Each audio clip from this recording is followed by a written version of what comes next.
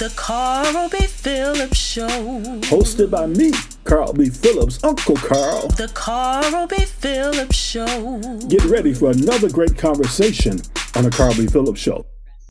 Welcome to the Carl B. Phillips Show. I am Carl B. Phillips, Uncle Carl. Today's guest is a member of the stellar award-winning quartet group Young Men for Christ. He's the owner of King L3 Entertainment. He's a singer who can sing in multiple languages, and he recently released a new single titled He Did It. Please help me welcome Frank McGee. What's up, young man? How you doing, Carl? I'm great. You know you're sharp tonight, man. Oh, thank you. I'm gonna have to lose about 100 pounds so I can borrow that jacket one night and hang out. I think you can fit it. I think you get in it. Well, listen, man, as I stated, I'm going to ask a couple of random questions. So this is the first random question. Which of these goals will you intentionally focus on in the new year? Get in better shape, spend less, save more, read the Bible more consistently, quit a bad habit, or learn a new skill? Those are something that I all want to do, honestly. But I definitely, first things, can I give three or it has to be one? Well, go for it. Okay, so the first one definitely would be to get closer with God and have more of a relationship. I have a relationship with him, but a little bit more, going more into depth, being more intentional with it, and just being more involved with God and ministry, of course. Secondly, I would say getting back in shape. I lost a lot of weight. I was going to the gym consistently last year. I just fell off so bad. God was dealing with me in some things. So, I had to shift my focus, but that's definitely another priority of mine. And save more money. That's definitely, it should have been number one, but God is always first. But save more money, absolutely, because, I spend a lot of money. And I have a lot of things I want to do. Do you sometimes fall into that retail therapy trap? Absolutely. I find myself buying something every weekend. I have to stop eating out. I need to know how to cook. I can cook a little bit, but not like I should and like I want to. So, that's always me spending money on food too. So, I'm working on it. I'm a bachelor, so I understand that because I can cook, but for me, it's like, why? It was just me, because I find out I would cook stuff and I buy stuff like 2 years later, the stuff's still on my shelves and I'm throwing out. Yes. Or I put it in the freezer, and a year later, let me throw this out. Let me a just year later pick something up, wipe my mouth, throw it out, and just take garbage out later on. I have to clean no dishes or anything.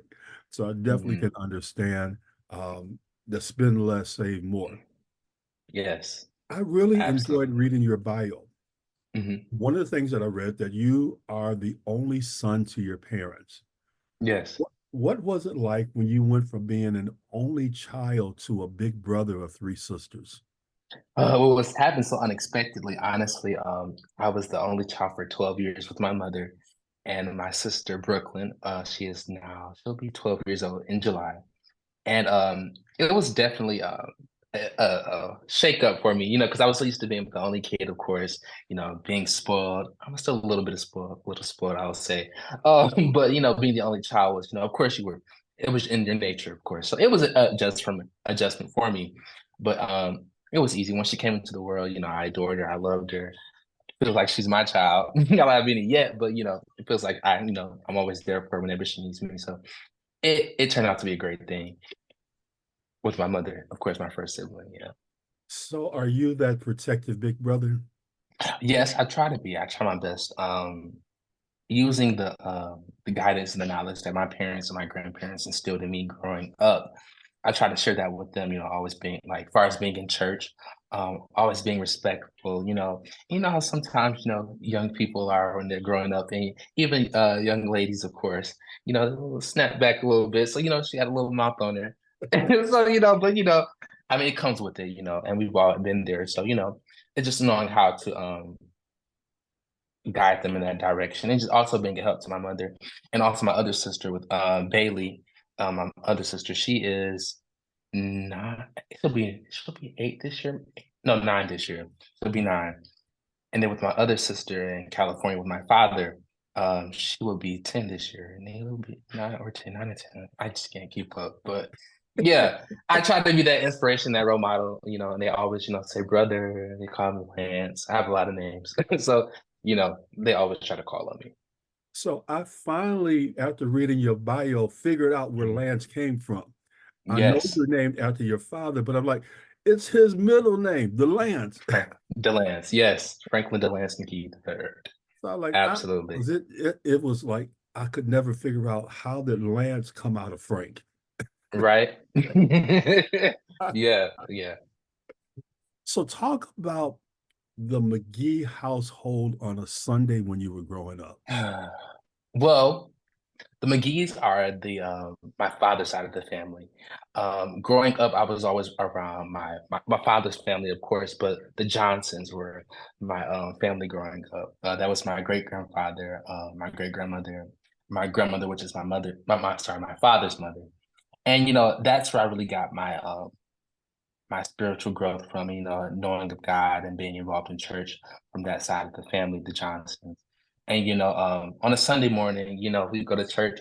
Growing up, my home church was New Great Design Hill Baptist Church, where the pastor is Eddie James Patterson. And I had been going there ever since I was at least 4. And that's the church that I remember growing up in. And that's where I learned how to sing, sing in church, be active in church, have a relationship with God. And that's where that was established at. But prior to that, my family attended a church called God's Way Baptist Church as well. And, I remember a little bit of there, but that's also some of my growing up as well. We would go back sometimes because my family was still, involved sometimes in the church at God's Way. But yeah, a Sunday morning, we go to church. After that, we'll go to eat sometimes, and we were always together. We were sing together, pray together, and do all of those things that spiritual family and Christian family would do. And it had paid a lot of impact on my life, and very grateful for it. Very grateful. What was your favorite Sunday dinner? Uh, to be honest, we would go out to eat on Sundays. We were going out to eat, and that's my problem now. I become so accustomed to going out to eat. But also through the week, my great grandmother, Irma Johnson, she would cook through the week, every day. It was always a full course meal. Either it was a soup or greens or neck bones or pork chops. It was always something being made over there, so we know we could go there and eat. And yeah, I mean, definitely was the food that I ate. So you mentioned earlier that you know how to cook. Hmm. What's your favorite dish to cook? Salmon. Salmon is my favorite. Wait a minute now. It's You grew easy. you grew up on Southern food. Now you're gonna get bougie. Oh, I like cooking salmon. Honestly, because it's so easy, and now that we have the air fryer, I'm in the air fryer all the time. Everything goes in the air fryer. So yeah, I'll do that with some broccoli maybe or asparagus maybe or something. But it's not often that I'm cooking. But when I do, that was my go-to. So yeah. At what age did you discover your love for singing, and what led you to pursue a career in arts? Uh, Ever since I was a child, I can remember my family telling me I was singing all through the house. They would have to tell me to shut up, go sit down, go sit down. It wouldn't stop. Me being around music my whole entire life. First off, watching my family, all my family sings. Most of them, not all, but most of them. My great grandfather was sing, my grandmother was sing, my great grandmother was sing, and my uncle, who's a part of the group, he would sing, of course, and my cousins. So, we all kind of had that musical side to us or whatnot. But watching my father play for a group called Scott and the Heavenly Stars in Detroit, which is a quartet group as well, seeing him playing keys and arranging their music, and watching them also just sing as well, being able to bring in the presence of God and being able to command the stage. And I feel like it was such the power of God as well, but the power that they held, it kind of inspired me to be able to want to do something in that area. And my dad would grow up playing the drums and playing lots of instruments. And then he also went into the producing side, which I do aspire to go to. Well, get more entangled in or whatnot. So yeah, he's definitely been my inspiration. My dad is my number one inspiration for his music. And then once I was aware of the gift that I had that God had given me, I decided that, well, I decided I wanted to go performing arts school. Mhm. More so my parents decided because they saw the gift that I had. And I went to Marvin L. Winans Academy of Performing Arts. The Bishop Winans is the founder. And that's where I really discovered the gift and the desire I had to be involved in performing arts and being an artist. So that leads me to my next question, and I hate when artists do that, but it works. Uh-oh. No, seriously though. So my next question: your educational history includes the Winans Academy of Performing Arts and Detroit School of Arts. Talk Yes. about what you learned on your educational journey in those performing arts schools. Um, well, going to a performing arts school, I was so taken by seeing the older high school, I don't say high schoolers, but the older children or kids, however you want to call it, seeing them being so heavily involved with the music and the drama, playing the violin and instruments. That gave me the motivation to push to want to do so. Before I even know what type of school and who Marvin L. Winans was, I just saw, the aspect of the youth being involved in the performing arts. Mhm. And that kind of gave me the desire to want to grow more in that. And during my time at Winans, I learned so much, being able to play the bass violin, playing the violin, the cello. I haven't done it in a while, but I'm sure if I get back to the hang of it, I could do it. Um, Sight reading, music theory, reading music off the sheet music, of course. And it was just like, I was thinking when I went would be like a high school musical type thing, but DSA was more so that. I'll get into that. But yeah, being able to then know who Marvin Winans was. He would come into the rooms, of course, and he would come into the vocal classes, and we say Bishop Winans, and it was a great experience, because he catered to the performing arts. It's something that he loved as well, and Mhm. he made sure that we were involved, doing different things. Had different celebrities come to the school, and work with us, and also, I was most known, I would say, in the school in elementary for being the lion in the Wiz. So every time, he would see, oh, that's the lion, that's the lion. And, in 2022, I believe, Young Men for Christ was able to go back to the church. So it was kind of a full circle moment for us. Oh, he said, oh, that's the lion. I remember, yes. So, every time you would see me, that's the lion. And, Okay, so that wait a minute, definitely I'm gonna gave jump it. in. Can you sing a little Yeah. bit? I'm the lion. Um, I'll say what you want, but I'm here to stay because I'm a mean old lion. Doo-doo-doo. You can go where you're gonna, but don't get in my way because I'm a mean old lion. Yeah, yeah, yeah. Ah, you Yep, still bro. remember it. Yeah, yes, absolutely. I still have the videos somewhere of the script. I keep all of that stuff. Try to keep those memories. Just to be able to show my children down the line. What I was able to You do. need to post that because we need to see that. Right? Yeah. Yeah, I got the pictures. I'm gonna have to send them to you so I can check them out. That would be awesome. Yeah. You're also a former member of the Detroit Youth Choir, who are doing a fabulous Yes. job. I think their Disney show comes out in very Yes. the future. What was Hmm. it like being a part of DYC? It was a great experience, honestly. I found out about it, about DYC. I was watching the news with my grandmother I think it was a Saturday morning. And they were saying Detroit Youth Choir. They were on the news, I think Fox 2 or Channel 4. And I said, oh, I like that. The vibe was really nice. They were singing. And it was for me to do something on the weekends, besides school, but also to do something different. So it was a great experience for me. I was more so there in the beginning stages before they are where they are now, of course. But I was Mr. White. He was definitely like an inspiration to me as well. He would give me that push and motivation. I had a high range at that time, so they would try to use that all the time as much as they could. And there was a song, "Now Behold the Lamb." We did it for a Christmas show, and I was doing the male solo part on that song, and that's what most people knew me and remember me by. So those times were really good. I learned how to choreography a little bit more. I'm not the best dancer, but I was able to, do a little something with that. So it was a great experience, all in all. Yes, very great Let's go back to the Detroit School of Arts because we experience. kind of got off a track of that. Yes. What was it like being in the Detroit School of Arts? Detroit School of, I don't know if you've seen High School Musical or anything like that, the Disney movie, but it was kind of literally like the same thing. I'll say, we would be singing up and down the hallways. It was an art school. It was the school of that Aaliyah went to, graduated from, Mhm. and that legacy. We knew we were.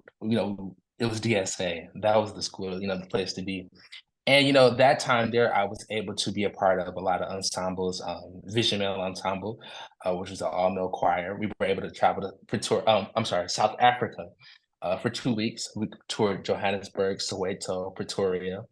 We were able to sing for First Lady Michelle Obama, Sidney Poitier, a lot of stuff we were able to do, and we were singing every weekend. I was doing that, and as well as the group, Young Men for Christ, for a long time. So it was I was singing every weekend, every day, and it was really really really really really great experience. I was able to explore more of singing more foreign languages and being able to enhance my knowledge in sight reading, music theory. I was able to win a few competitions. MSVMA, got the abbreviations what it stands for, but I scored superior, which is the highest rating. And also when I went to the national. So, it was really great. Shout out to Cheryl Valentine, my instructor at that time, Miss V. And they're planning to do a reunion concert this year. So that's how much of a bond it was. It was a great experience for all of us because we created a brotherhood outside of that. And not just in school, but we still connect with each other, still keep up with each other.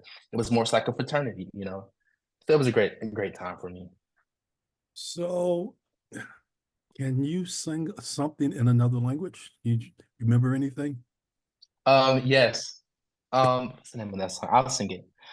Caro mio ben, credi mio ben, senza di te languisce il cor.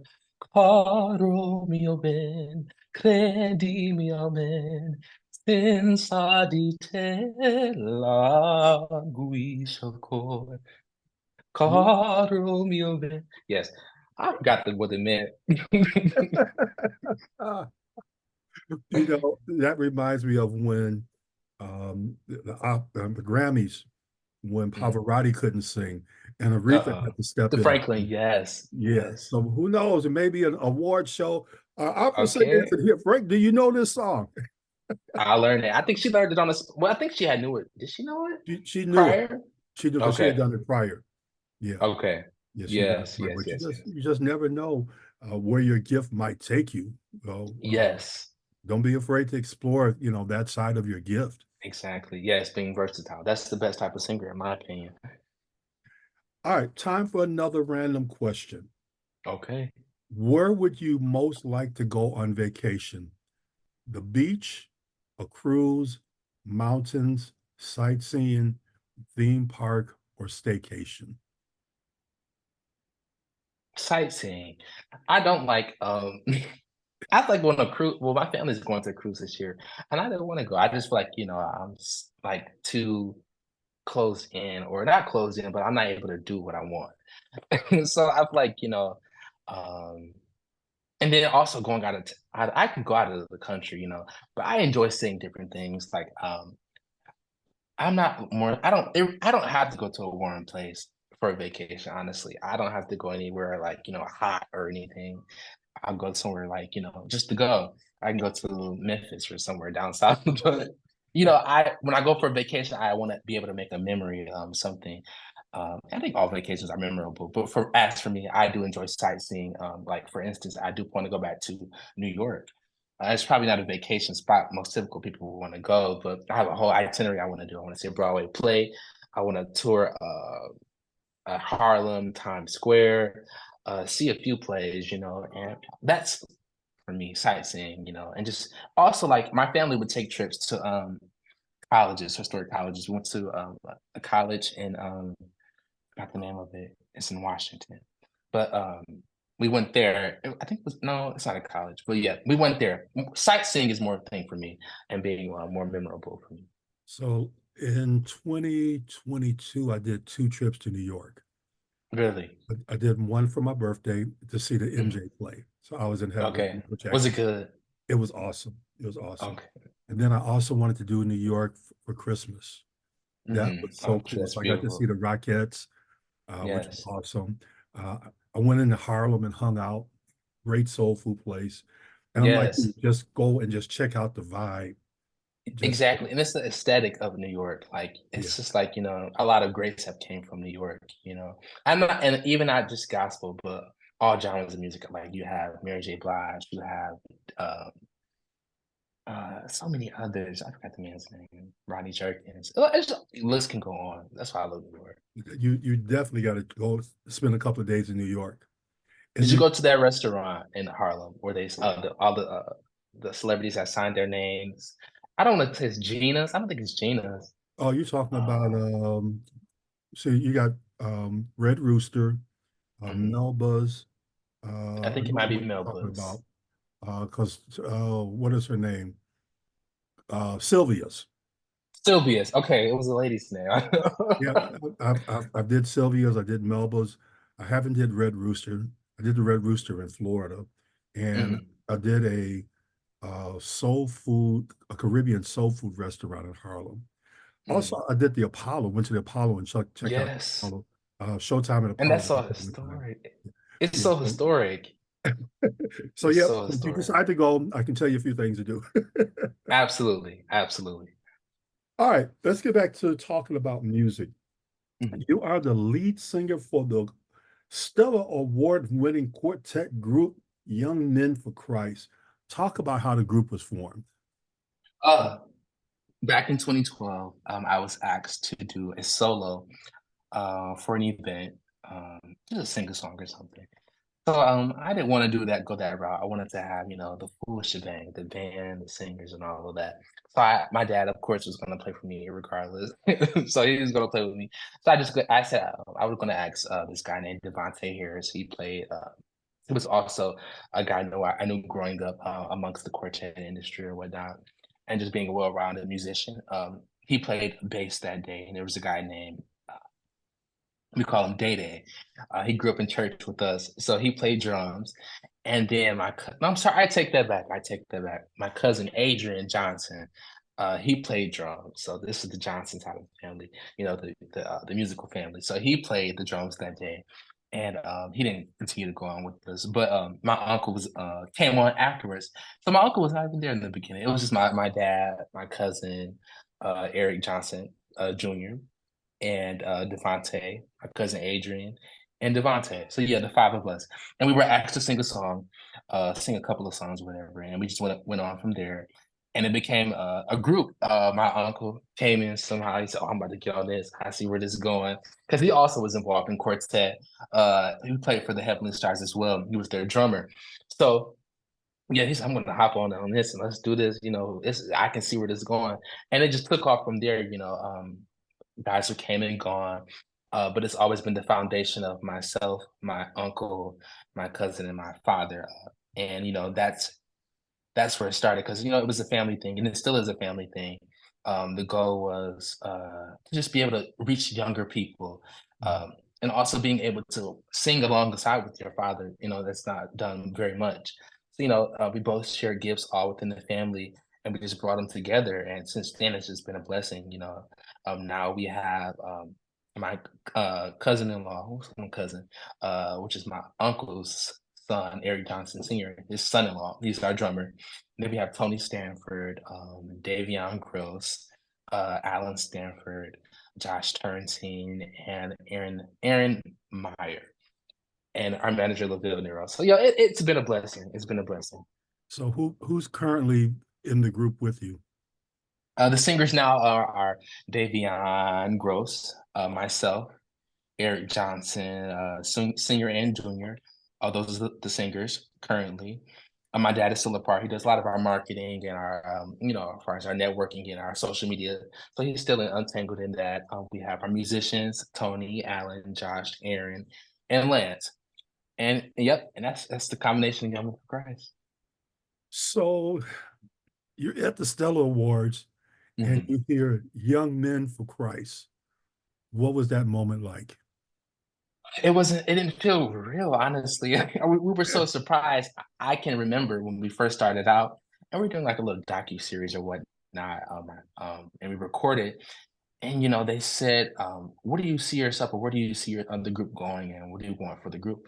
And I said, "I want to have a Stellar Award. I want to have a Grammy Award." And I was 12 years old when I sang all of this, and to see that come into fruition in 2021, it was so unreal because we were up against so many heavy hitters in quartet. There was Tubbs Morton and Gifted. There was Roy and Revelation, and the Gospel Legends, and ourselves. And we had been singing a very long time, but we were more northern known, I would say, not down south. So we were Mhm. more so the whole south is a whole nother bracket of quartet. So, they were like, they're not even known in quartet, but we were known more so in the industry. And so that's how I was able to come into place. And once that moment happened, it was just like so surreal. My dad was instantly crying as soon as he got on the stage. Him and my uncle both, they he couldn't make it through the speech. So, but it was a great experience. It was a really, really, really great experience for us. That's so encouraging for other young people coming up that you can speak it early in life, but then see it Mhm. come to pass. Yes, yes, absolutely. Sometimes you don't think that it is, but continue to stay on the race because once God sees something that you're faithful to, and He will give you the desires of your heart, and I've seen that come to pass. Wow. Let's talk about Frank McGee, the solo artist. 2019, Yes. you put out He Keeps On, follow up Mhm. in 2021 with the single Make Me Better. How Mhm. did the experience of being a solo artist differ from being the lead singer of Young Artists for Christ?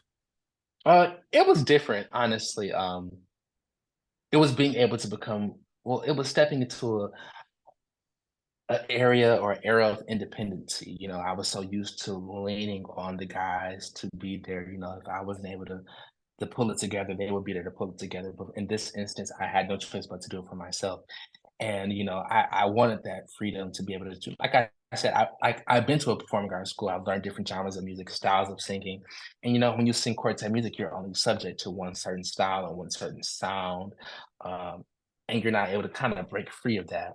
So that's why I said in this, when I went about doing my own first solo single, I wanted to be able to step out on faith and do something different that people had not known for me to do or heard me do, and something that I know that I was capable of doing. It was just being able to actually do it. So it was definitely different for me, but I came accustomed to it. But I was not doing it fully as much as I was still doing, Young Men for Christ, because Young Men for Christ was booked every weekend, out of state, in town, interviews. I wasn't able to fully go full force with it. But when I did put out that He Keeps On, just like a little teaser to see what people would think. And I got a good response from that. And then when I put out the single in 2021, Make Me Better, I was able to reach Billboard number 44. So that was a great experience. I never gotten that far as a solo artist. And with that time, the time frame that I did put the single out, it was good history, or good moves for me, I would say. And I was just grateful to be able to, you know, be amongst and be around, more industry people, and be able to do different things and to mark new territory for myself as an artist and as a name for myself. And now we are with the new single. He did it. Hold on, hold on. You Okay, jumping ahead. You jumping ahead. I got Rewind. No. Okay. So, you. so last year, I had the Mhm. opportunity of being at your live recording session. Yes, yes. And I'm going to speak this because this is something I felt. I believe you are one of the ones God is going to use to carry the legacy of Detroit gospel music into the Thank, future. thank you. Yes, sir. I And received that. because of the impact that happened that night, I saw a total different side of Frank McGee. Mhm. Talk about the night of the session and some of the people that you work with to make that night happen. Yes. Well, that whole year, I said I just wanted to do something different. I wanted to, really like, go for it. People were saying, "Why aren't you putting out your own music?" you have a whole different entity. You're like set aside, like totally different from the group in Young Men for Christ, because the group is known for the suits, but I have my own swag, I'll say. So they wanted to people were like, why not showcase that and be like versatile artists that you are. So, I wanted to go about doing that. And the night of the recording, it was very surreal for me. I was very nervous. I was sometimes, you get scared of what people would think and how they would react to you and how they would be accepted to you and the new style of singing and genre. But I was also true to who I was as well. I didn't try to stray away too much from who I was as far as the churchy sound and the traditional sound of gospel music. But I was able to, try some areas as far as contemporary music, and worship there here and there. But the recording, it was a great, great, great success. People were saying they were making because I called it Finally Frank. Some people were like, there's finally Karen. And I just feel like, I mean, great minds think alike. But I did get inspiration from Karen Clark Sheard, of course, in that aspect. Because she stepped out on faith as well. I believe she took a chance, stepping aside from her sisters, and doing something that she wanted to do. And I said, finally, Frank, I'm gonna be like Karen Clark Sheard, why not? And and okay, and look at Karen Clark Sheard now. So Legend. thank you, thank you, thank you. That's all I'm saying. But yes, that's definitely was an inspiration for me. But other than that, I wanted to be able to do something different, and I think I accomplished that very, very, very well. Working with so many great artists and young people, I wanted to make sure I was able to work with people around my age and be able to give them that opportunity, to be able to write, collaborate, arrange music. Some of my material was mostly written by myself, but also I had Stacey Smith. She was also a writer on there.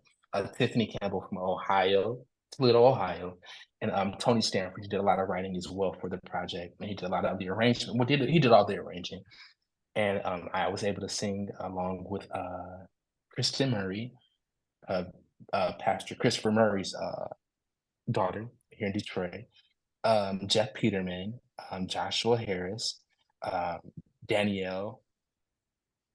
Can't think of Danielle's last name. Danielle and Deja Powell. Then those are the singers, and we had the instruments. Jacob on guitar, Andre Stanford on bass, Tony on keys, Josh Turrentine on organ. Josh is the daughter. I'm sorry, not daughter. I'm sorry, grandson to Evelyn Turrentine Agee and the son of Harold Turrentine. So he does have a lot of legacy as well. And Layton Shorter. Josh is Yes, Josh. Humble young. Yes, very humble, very respectable, and one of my closest brothers. All of them. We have a brotherhood.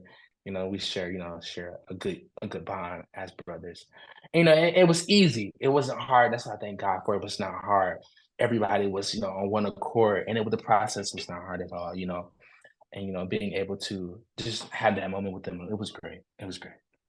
Tony and his brothers, man, they're doing an awesome job in the city. Yes. I Yes. was shocked. I went to Bishop Coney, did a quartet program, and I hadn't been to a quartet program in years. What amazed me, all the young cats are hanging out at quartet. Yes, and it's so crazy, honestly. And that's the thing when the Young Men for Christ were able to go to AIM, the Church of God in Christ. AIM, what was that? We went twice, and we sung for Bishop Sheard, and he brought us back again to his church. And there were so many young people bombarding the stage, like bouncing with us. It was a great. It gave us that energy and that push. And thinking in Detroit, there's not many, I would say, of young people that cater or that enjoy the music of quartet. But if you see people outside of Detroit, they love it. They love it, and it just gave us that push and energy that we needed.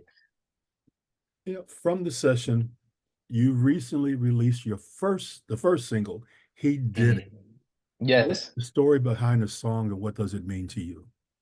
Well, the song was I'll say the process of me writing. I'll start this with the process of me writing music. Sometimes I will get a tone in my head and I record it or whatever. I'll sometimes write down lyrics or whatnot. But the song came to me. I think I was at work one time. I stepped away from my desk and I just started recording whatever you might be going through. So it went from there, and I gave the song to Tony. But the song just really talks about God's grace, God's mercy, bringing us through so many obstacles we face throughout our day-to-day journeys. The devil tries to attack us every way we can, but God brings us through it. He brings us out all right, brings us out on top. He brings us through whatever we're going through. We just have to be able to stay faithful, stay true to Him, stay prayed up, stay in His Word, and God will do it. And turn around, He already did it. So He did it for us. How can people get your music? How can they follow you on social media? And how can people contact you? I'm on all digital outlets. Frank McGee, that's Frank McGee, MCGEE. Instagram, I am Frank McGee. Facebook, Frank McGee. Everything is I am Frank McGee, or type in Frank McGee. You will find me. For booking, you can contact me. I'm looking for a manager. So, until then, I'm managing myself in the moment. So yeah, hit me up on Instagram, Facebook. I'll get you what you need so you can get me. I follow you on social media, and Mhm. there was a season, I think you were kind of going through where you felt kind of frustrated, and you kind of Mhm. displayed that on social media. Yeah. Kind of talked about it a little bit. Mhm. Speak to a creative who, like you, are frustrated right now with Mhm. what's going on with their career, with their music, with their just whatever it is that they're doing. Speak to someone uh, about how they can work through that frustration to make their dreams become a reality. Right. Well, first, I would say acknowledge the frustration. Be aware of how you're feeling and be able to pinpoint what it is that you're frustrated about and what's not working, and what area of your life that you're not being fulfilled in, honestly. And you target that area and you figure out ways that are going to be able to have a different outcome for you. It can be, talking to other people. And even if people say, don't go on social media, talk about everything. And I say, why not? As long as you're not telling all your business. But you will find people who are in the same area, in the same place in life that you are in. And they will help you get along with it, tell you what they did to get through it, and tell that their coping mechanisms for getting out of the frustration or the state that they're in. And even as artists, we sometimes become so what's the word I'm trying to use? We become so stagnant in certain areas, and it's like, how can we manage to get out of this area? I had to find myself getting back to a happy place that made me happy and doing things that I did when I was much younger. Uh, Even if this might sound crazy, singing around the house. I didn't do much of that, but I grew out of it. But I felt like that made me happy, and that also inspired me to be able to get more creative and have time for myself. So I would just say acknowledge your frustration, acknowledge what it is that you need help with, or you need a guidance in, and also talk to God about it, because He's the one that is able to bring you out of it, whatever you're going through, honestly. And you do those things, stay prayerful, stay true to who you are. Um, you know, research your style of singing, research whatever your goal is, do your research. And I'm gonna manage it with the frustration, but for me, it helped me. It's a lot of things that you can do, but honestly, I just say stay prayed up, stay connected with God, stay true to who you are, and just figure out what it is that you want to do, and don't let anybody deteriorate you or try to steer you aside from what it is that you love to do, because God brought you to it, He'll bring you through it, and if He gave you that vision, He didn't give it to you for no reason. So just stay true to who you are and just continue to stay faithful to Him, and He will be faithful to you. And you look before you know, you'll be where you need to be. Wow. Frank Lance McGee. I just messed your name up. Frank McGee, man. It's been such an honor speaking with you tonight, man. You all too. make You sure you too. go follow Frank, get his music, get Young Men for Christ music. And as I always in every show, just a reminder to work like you don't need the money, love like you've never been hurt, and dance like no one's watching you. God bless you until we have the Yes, sir. opportunity to meet again. Yes, sir. Thank you. Mhm. The Carl B. Phillips Show. Thank you for listening to the Carl B. Phillips Show. For more information, go to carlbphillips.com. The Carl B. Phillips Show. Follow Carl B. Phillips on Instagram so we can stay in contact with each other.